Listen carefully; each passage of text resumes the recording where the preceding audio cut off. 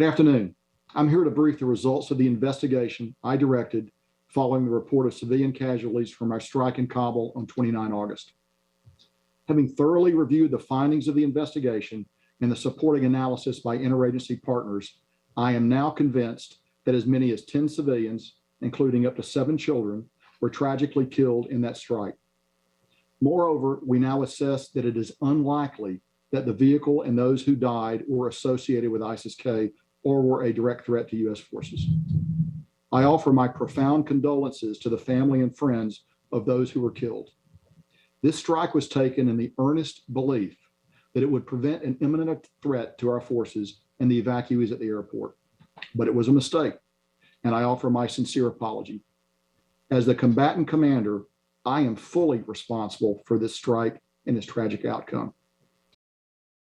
In fact, in the 36 hours preceding the strike, our leaders on the ground, at the airport, and in the strike cell received more than 60 different pieces of intelligence related to imminent threats, with some intelligence corroborating and some conflicting, with events observed from our UAVs, which were flying above Kabul throughout the day.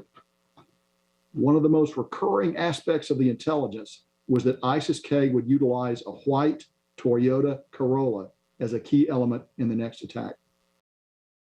Our investigation now concludes that the strike was a tragic mistake.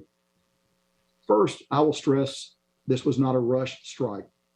The strike cell deliberately followed and observed this vehicle and its occupants for 8 hours, while cross-checking what they were seeing with all available intelligence to develop a reasonable certainty of the imminent threat that this vehicle posed to our forces.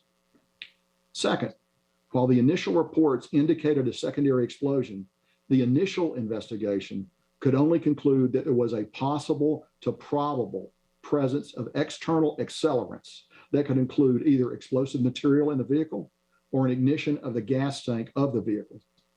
Subsequent analysis could not rule out the presence of a small amount of explosive material, but determined that the most likely cause was the ignition of gas from a propane tank located immediately behind the car.